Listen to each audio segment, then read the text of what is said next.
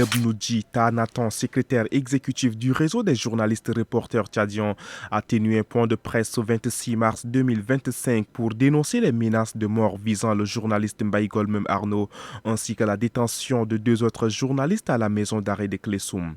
Les menaces proviennent de Laoukain Kourayo Médar, président de la Convention tchadienne pour la paix et le développement, suite à la publication d'un article sur bandeinfo.com concernant ses déclarations lors d'un congrès où il accusait le mouvement patriotique du salut de manipulation politique.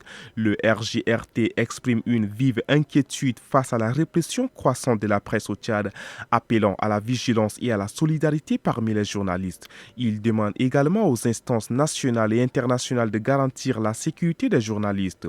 Enfin, le RJRT exhorte Laoukain Kourayo Médar à renoncer à ces menaces, avertissant qu'il sera tenu responsable de toute atteinte à l'intégrité de Mbaye Golmem Arnaud.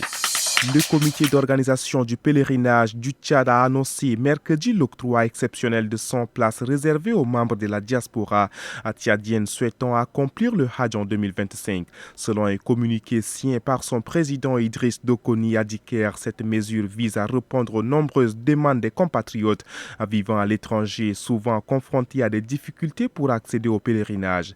Les intéressés devront déposer leur dossier auprès du secrétariat de l'ORGEP dans les délais requis.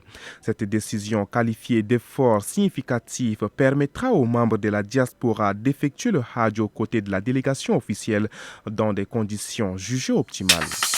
Ce 25 mars, 2 rhinocéros ont été tués par des braconniers au parc national des Akoumans, un acte que le ministère de l'Environnement qualifie de crime odieux. Les trophées des animaux ont été enlevés, indiquant un braconnage organisé.